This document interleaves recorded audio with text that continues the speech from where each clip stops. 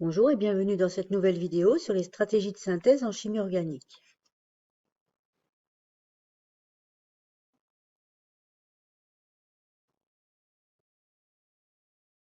Commençons par d'abord étudier la structure et la propriété des molécules, des choses que vous devriez connaître, je pense, pour certaines choses. La première chose, c'est lorsqu'on représente une molécule juste avec les atomes qui la composent, c'est ce qu'on appelle la formule brute. Lorsqu'on représente toutes les liaisons, c'est ce qu'on appelle une formule développée. Et lorsqu'on ne représente on ne représente pas les liaisons avec les liaisons CH, c'est ce qu'on appelle une formule semi-développée.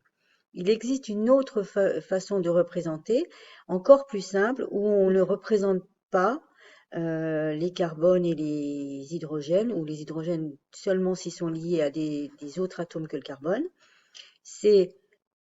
On supprime, vous voyez, toute cette représentation, et c'est ce qu'on appelle une formule topologique. La formule topologique, je viens de le dire, on ne représente ni les carbones ni les hydrogènes, sauf s'ils sont liés à un autre atome, et on représente ça par des lignes brisées. Cette ligne ici représente ici cette liaison avec les carbones et les hydrogènes. Donc à chaque fois, il faudra compter, si on a 3 liaisons ici, combien il reste de liaisons à faire pour le carbone, une liaison, il y aura donc un H ici. On verra ça de plus près. On verra des exemples. Donc là, à vous de jouer, appuyez sur pause et essayez de trouver le nom de ces deux molécules. Alors on a ici une ligne ici brisée qui nous dit qu'il y a 4 carbones, donc c'est butane. Il y a ici une double liaison, ici O, c'est un groupe carbonyle, donc c'est soit un aldéhyde, soit une cétone, sur le deuxième carbone, d'accord? Et on a en plus une partie ramifiée ici, donc un groupe alkyle, un groupe méthyle. Donc c'est bien un 3-méthylbutane de -one. Et là ici on reconnaît bien l'acide carboxylique, donc avec 2 atomes ici, donc c'est l'acide éthanoïque. Alors, il y a différents types de molécules, et on dit qu'on a des squelettes, on a ce qu'on appelle un squelette carboné avec les carbones. Donc, lorsque tout est aligné, on dira que le squelette est linéaire. Lorsqu'il y a des parties qui sont rajoutées sur la partie la plus longue, sur la ligne la plus longue, on dira que c'est ramifié. Et lorsque tout est relié, on dira que c'est cyclique. S'il n'y a pas de double ou triple liaison, on dira que le squelette est saturé. Et lorsque il y a des doubles liaisons, on dira que c'est insaturé. Parlons un petit peu de la notion d'isomérie. Les isomères, ce sont des molécules qui ont même formule brute et des formules développées différentes. On va voir un exemple. La formule brute, c'est 4H8O2, peut-être la formule d'un acide propanoïque ou d'un éthanoate de méthyle. Et voilà les représentations topologiques de ces deux molécules. Vous pouvez faire pause et un peu étudier un petit peu tout ça pour apprendre aussi les nouvelles molécules comme les esters.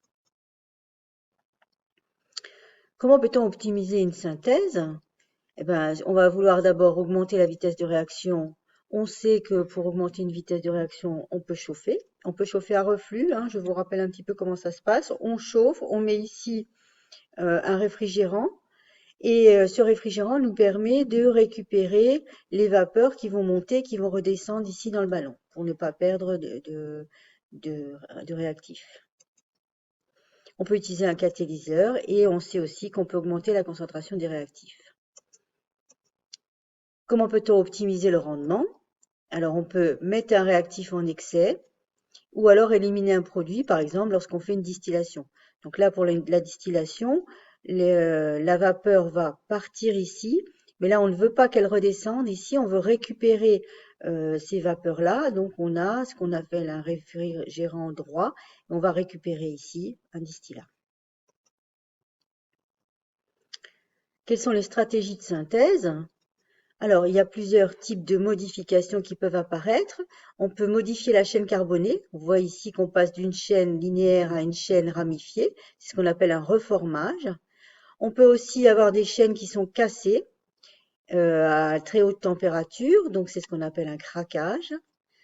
On peut aussi avoir des réactions dites de polymérisation. Donc on prend un monomère ici, donc c'est une molécule simple, un certain nombre de monomères, n fois, et on obtient, quand on les relie les uns aux autres, ce qu'on appelle un polymère.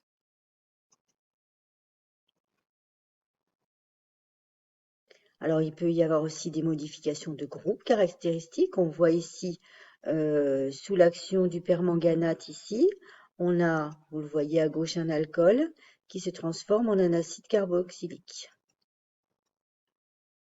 Alors, quelles sont les catégories de réactions chimiques qu'on va rencontrer? Alors, on a ici une première catégorie de réactions, et là, c'est ce qu'on appelle une réaction d'addition. Donc, vous voyez bien qu'on a cette molécule et qu'on lui ajoute cette autre molécule, vous voyez, qui vient s'additionner ici. Ensuite, ici, on part d'une molécule ici, et en fait, on en obtient deux, et c'est ce qu'on appelle une réaction d'élimination. C'est un peu comme une soustraction, si vous voulez.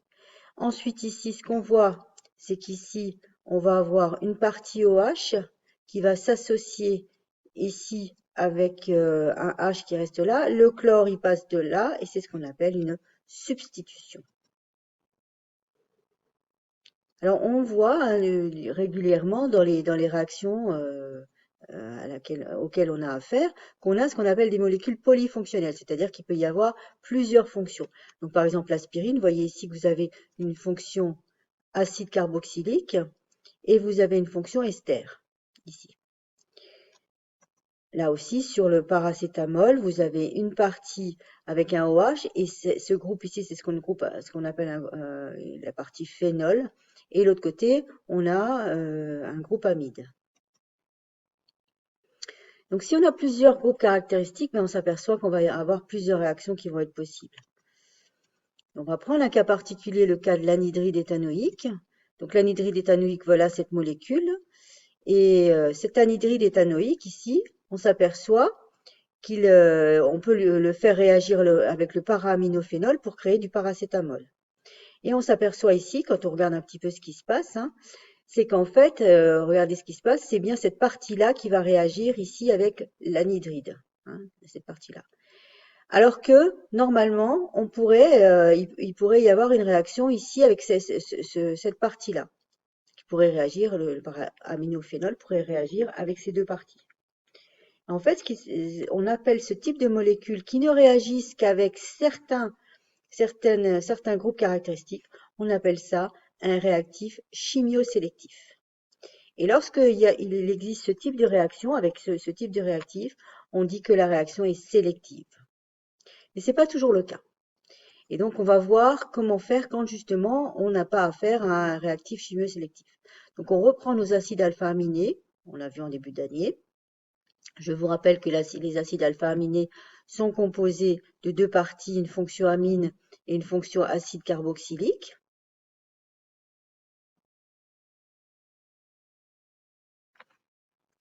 Et si on veut faire réagir deux acides aminés entre eux, on fait ce qu'on appelle la synthèse d'un dipeptide. Donc là, on a à gauche un acide aminé qu'on appellera R1, avec sa fonction amine et sa fonction acide, un deuxième R2, et lorsqu'on fait réagir ces deux acides, on obtient une liaison peptidique avec une fonction amide, et celui-ci s'appellera, avec la réaction de la fonction amide et la fonction acide carboxylique, s'appellera le dipeptide R1-R2. Alors, on s'aperçoit ici qu'on a deux fonctions amines, deux fonctions acides, et donc, il peut y avoir une réaction, comme on vient de le dire ici, entre la fonction amide ici et la fonction acide là, celle-ci et celle-là, mais des molécules R1 peuvent réagir entre elles avec l'acide et l'amide, et de la même chose, de la même façon avec R2. Donc on peut obtenir finalement 4 dipeptides différents, R1, R1, R1, R2, R2, R1, R2, R2. Alors si maintenant on veut absolument obtenir le dipeptide R1, R2. Donc on veut absolument que la fonction amine la fonction acide ici du R1 réagissent avec l'autre fonction amine. Alors on fait ce qu'on appelle une protection de fonction. On va dire que cette fonction-là, on ne veut pas qu'elle réagisse. Donc on va la bloquer. Alors on représente ça soit en mettant P comme protection, soit en mettant un petit cadenas, mais on représente comme ça. Voilà. Donc on protège cette partie-là qui ne doit pas réagir.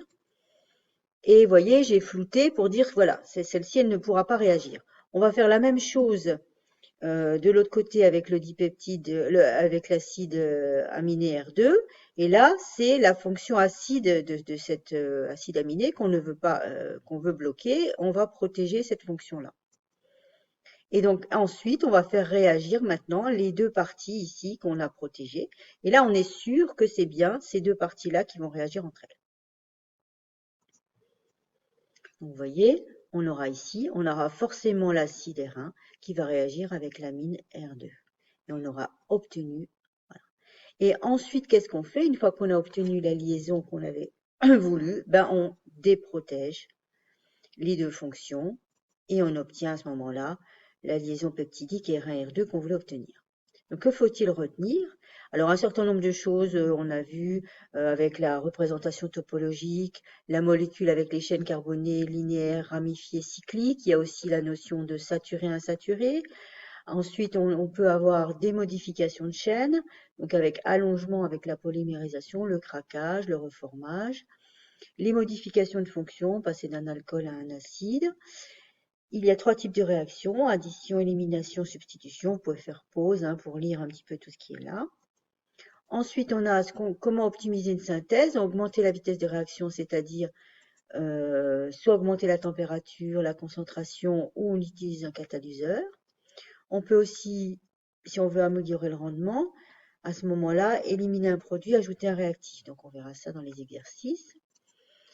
Et on a la notion de molécules polyfonctionnelles, donc qui sont porteuses de plusieurs groupes caractéristiques. Donc lorsque on veut qu'une réaction se fasse et pas une autre, on dispose soit de réactifs chimiosélectifs, donc à ce moment-là on n'a rien à faire et ne réagit que le groupement cible, soit on a la notion de protection de fonction qui permet de bloquer des groupes pour ne faire réagir que ce qu'on veut. Merci de votre attention et à bientôt.